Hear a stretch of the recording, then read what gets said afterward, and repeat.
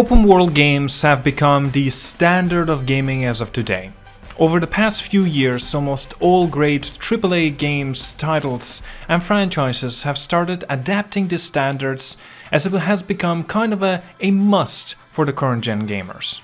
I can't really blame them, because who wouldn't like to explore a digital fantasy world and escape reality for a bit? Therefore, almost all of the recent mainstream games titles have added to that feature to fully explore the game's environments. So, talking about the open world games, what game first pops right into anyone's mind? Yes, you and I both guessed it, Grand Theft Auto. GTA has set new standards to the open world games, granting the players to full freedom to roam and do activities apart from the story, to a point where the open world features has kind of become a whole new genre. Inspiring from the early GTA games, more and more open world games have been created in the past 2 decades, like Assassin's Creed, Saints Row, Far Cry, Crysis, Watch Dogs, and The Witcher, and much more. Out of the many major game titles out there, Watch Dogs takes a special place in this category, as it has been able to successfully deliver what the players needed every time with the least disappointments, and has successfully created a fantasy world for the players to live in each time as well.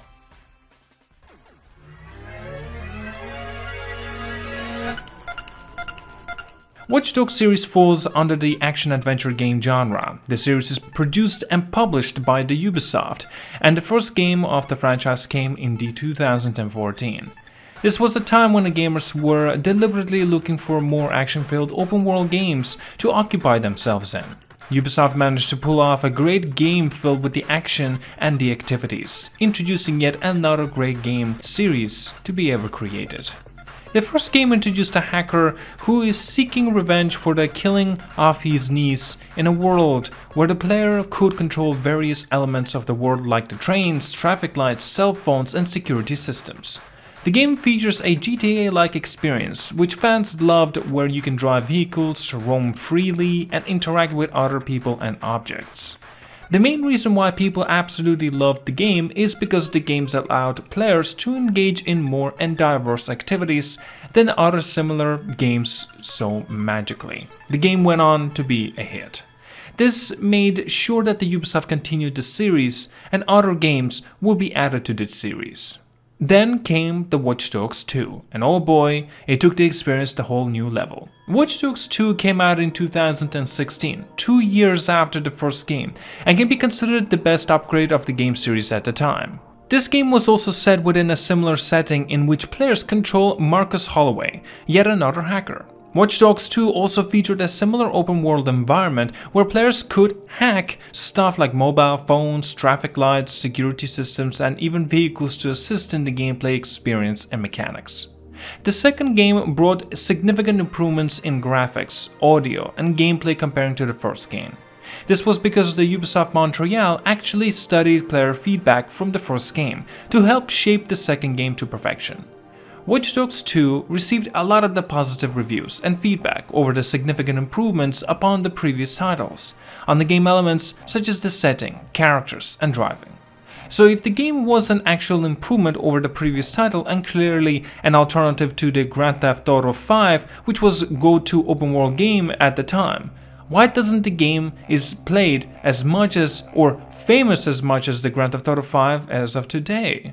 Well, as we already know, Ubisoft is notorious for releasing games with bugs and glitches.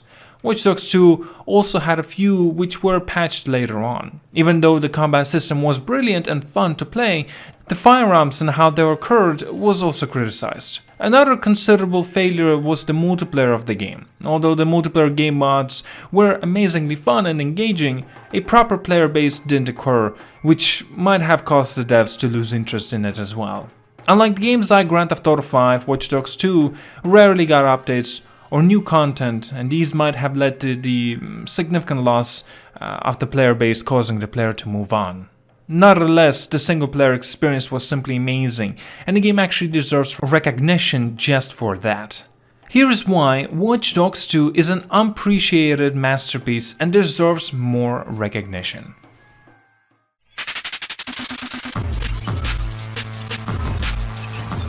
Watch Dogs 2 took a gameplay experience one step further from its predecessor. Still sticking to the action-adventure genre, the game introduced more open-world elements to players where the possibilities were immense and the world itself was more alive and fun. You were playing as a talented young hacker named Marcus Holloway, as I mentioned, in a third-person perspective.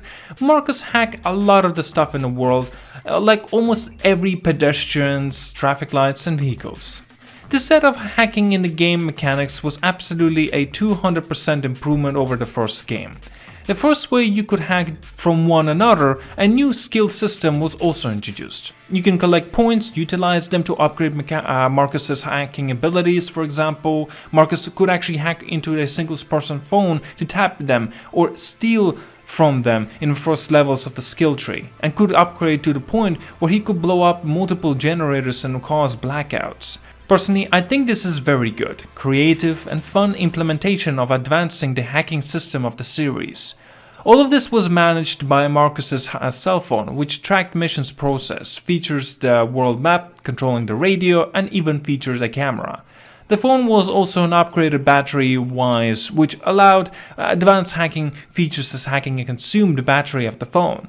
Everything being linked was just brilliant. Ubisoft went on to extra mile and added really cool real animations to the game. Ubisoft hired professionals to perform a combat scene and especially parkours and use them in the game to add a brilliant touch-up to the game. Marcus can parkour around the city and this made the game more fun to play. And the fighting an enemy or rolling for the covers in a gunfight is just a treat to watch. Bad mechanics were just ahead of its time, to be honest. Even though you had to unlock weapons in a relatively odd way where you had to pretty much 3D print everything. There were plenty of weapons and skins to elevate the experience even more. Another brilliant addition was the RC quadcopter and a jumper feature. Marcus was able to control these remotely and get to the places where he couldn't in treasure hunting or use them to tag or lure enemies into stealth combat. So adding the RC buddies, hacking abilities, weapons and the stealth combat abilities of the game, there hasn't any other game that delivered a more satisfying experience at the time. I personally love to just combine the hacking abilities and different weapons to become more of a John Wick myself.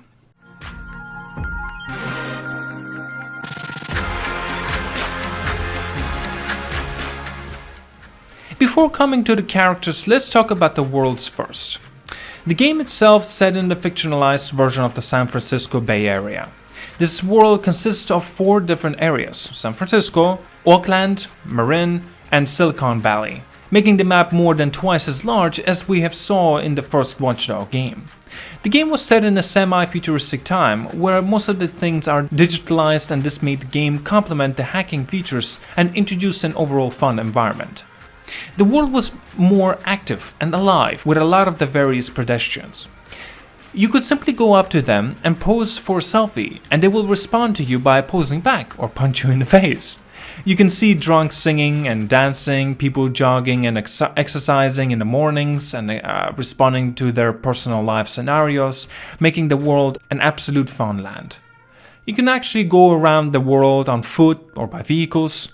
The vehicles include cars, trucks, buses, motorcycles, trams, and boats. The vehicles were also hackable, either unlock them and start them or completely control them. However, even though the game had noticeable improvements in vehicle control and physics related, it could have been better. Now, riding a bike and hitting another traffic was just weird, as Marcus was like glued to it and rarely falls off of it. The overall driving experience was a bit weird and could be improved in a lot of the ways, but that doesn't necessarily mean it was all bad.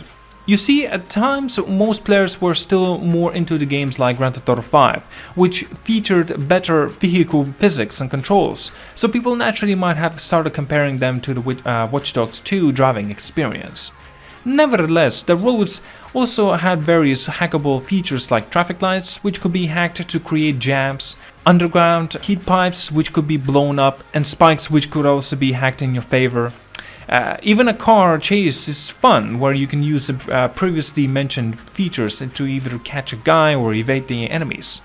So enough about the world and the setting, let's come to the main focus of the game, the characters. Well, I, myself, the audience, have mixed feelings about this part of the game. Seriously, the protagonist was a huge upgrade over the predecessor. People complain a lot about the previous game's protagonist, Aiden Pierce, as he was an unlikable character drunk over the blind revenge motive. Watch Dogs 2 fixes this by introducing a very likable character who had a better positive spirit and more charisma, cracking a few cringy jokes as well. I absolutely love the characters as he makes the game even more fun to play. However, this also had one problem. You see, Marcus is a fun and good person, but it was a little odd how he goes on killing dozens of enemies and even cops in very violent combat scenarios, and keep on being a fun optimist.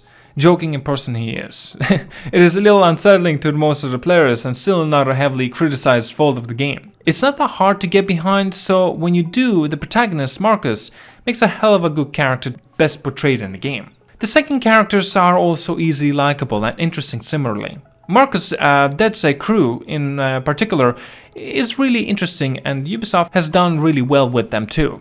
Especially Wrench. I personally loved him, and he was actually pretty damn great character as well. The main antagonist is Dusan Nemec. Well, he isn't as flashy enemy as per se, and the character is really underdeveloped and not as influencing or even likable. But still, we all should cut Ubisoft some slack, because they have at least tried and made progress over the previous game. So coming to the plot. Trust me, Watch Dogs 2 is an underrated and really good game, so I really recommend you to go and try it, that is of course if you haven't yet. I won't try to spoil the story for you, but go through the overall story of the game. The game is set in a world where the government has taken over the privacy of the residents. The next generation of the CTOS, Central Operating System, is installed in the city of San Francisco.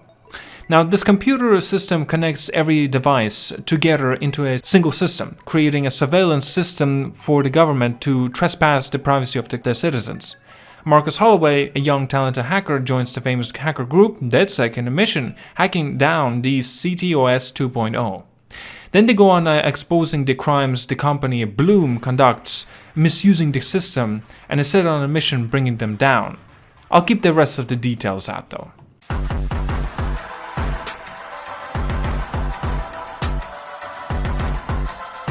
So I think you now have a better picture of the game and why it's better than what it actually been credited for. Apart from the huge improvement in the gameplay and the story of the game, there were also significant improvements on the graphics side and the music side as well. The first game and Watch Dogs 2 was just 2 years apart, and noteworthy improvements was seen in the graphics. The game looked crispier and detailed, with bright and vibrant colors. And a lot of current-gen graphics elements were also used perfectly to bring out the improved world. Ubisoft have managed to deliver a very good world by studying and researching by revisiting an actual location to inspire the game with the actual landmarks of that part in the game. The final greatness of the game is its music. The music played in its in-game radio and other scenarios were really awesome. The electronic and hip-hop music were really complementing the vibes of the game and specific missions. I personally enjoyed the radio a lot and helped me a lot when trying to achieve a platinum trophy, which I got by the way. The only complaint is that sometimes they tend to be a little repetitive. Nevertheless, the soundtrack composed by Hudson Mohawk is genuinely enjoyable with plenty of the content. And here's a fact for most of you probably did not know about. Ubisoft teamed up with a famous musical producer, Oliver Heldson, to influence the video for his track Good Life to complement the Watch Dogs 2 DedSec style. Check it out if you haven't. So let's talk about the reception and the numbers of the game. Watch Dogs 2 didn't quite reach the expectations of the devs. The pre-orders were not up to the expectations, and the hype was also not that great before its release. More players were waiting for the game to release and then check out the game. But still, Ubisoft was hopeful and confident. The game came out and received fairly good ratings and reviews from the critics. The good word spread that the game was better than the previous game in every way, and it caused boost in sales. Watch Dogs 2 then went on to being the second best-selling retailer video game in the United Kingdom in its debut week. However, the overall sales were nowhere near to the first Watch Dogs game, even though the game was better in every way possible. The first Watch Dogs game sold up to 3.64 million copies in its first week, while the sequel couldn't pass the million mark. It just simply doesn't make sense. Lately I've been playing a lot of the Watch Dogs 2 and it's been an amazing experience for me too personally. I really think you'd love it too, so I decided to make this video pointing out by why the game deserves to be recognized more than it is right now. If you enjoyed this video, like to see similar content as well, check out my playlist of the similar videos which includes a ranking of the Grand Theft Auto games worst to best. Lastly, with your support on Patreon for just $1 in first tier, you can actually make these big videos possible. Please be sure to take a look at these, as they actually also include extra rewards as well. We now have 2 Patreon supporters, a continued supporter Raven Star and a newly pledged supporter Lucas Gaver, as both chose the highest tier for $6.60 per month. Guys, thank you so much for the support, I truly appreciate it. Thank you so much for watching and have a wonderful day.